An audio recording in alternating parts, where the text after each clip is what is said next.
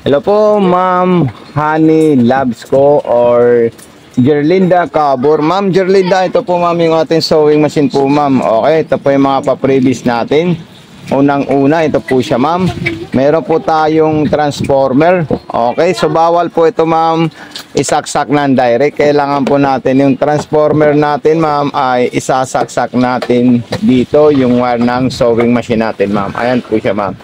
Okay, so pa-unbox po ako ito ma'am kahit maiksing video lang po at i-share sa ating live, ating TikTok din pa-mention yung pangalan Mato Sewing Machine. So dito po natin yan ma'am isasaksak po ma'am. Okay, so ayan.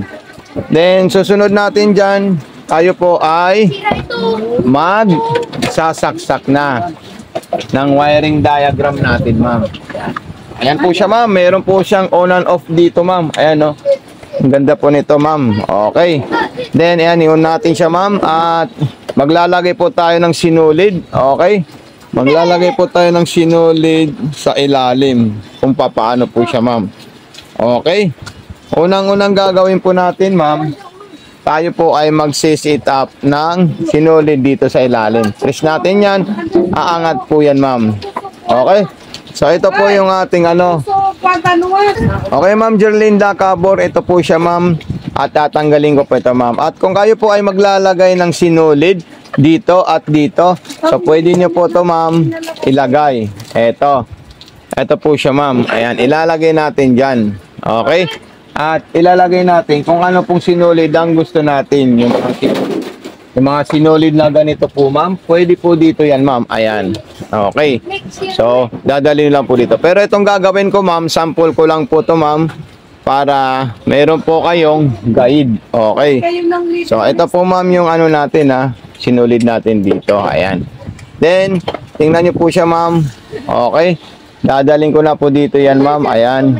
Okay. Mayroon po tayong arrow or guide na susundan. Step 2, pataas po siya ma'am. Then step 3, ayan po siya. Then step 4, dire-diretso po dito ma'am. Ayan. Then butas na po ng karayo ma'am. Straight line papunta doon po sa likod po ma'am. Okay ma'am, so ito po siya ma'am. Labs, Honey Labs ko. So ito po siya yung ano natin. Ayan. Then ito ilalagay natin ma'am. Ito yung sa ilalim. Kailangan nyo po siya babantayan po ma'am. Ayan. Okay. So bantayan nyo po yan ma'am. Then ilalagay nyo po dito yan ma'am. Okay. Then itong ano natin, ikutin natin itong hand wheel. Ayan. Pinaka-importante po yan. Ikutin natin pa harap, pababa. Para makain niya po yung sinulid sa ilalim po ma'am. Ayan. Okay. So ayan po siya ma'am. Ayan no, ang ganda. Okay, so ayan po siya ma'am. Then gaganin natin, ilalagay natin yan sa likod at ilalagay na natin ito. At ito na po yung mga pa-previous natin ma'am. Then susubukan natin yan ma'am, ite-testing natin yung mga design niya po ma'am lahat. Okay, so ayan po siya ma'am. So subukan natin lahat yung design ng ating sewing machine. Ito yung pang-hemming or pang-blind stitch niya po ma'am. Ayan. Tingnan niyo po siya ma'am, napakaganda po siya ma'am. Grabe. Ayan no. Lahat niya po yung ginawa. Din gagawa po tayo ma'am ng button holder po ma'am. Ayan, button holder muna tayo. Pupunta po tayo sa key LM. Dito muna tayo sa letter L para mabunya po ma'am yung lock muna. Ayan, then punta po tayo sa key. Ayan, para paabante po yung takbo niya.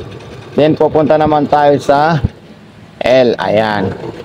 Then M. Ayun no, ang ganda. At ang perfect ng button holder niya po ma'am. Ayan. So maiksi lang po yung ginawa kong button holder. So kayo na po yung mag-test dito sa ating sewing machine ma'am. Sa Ma'am Jerlinda Cabor. Ayan. Thank you so much po ma'am. God bless and more power po ma'am. And happy sewing po sa ating new sewing machine. God bless po ma'am Jerlinda Cabor.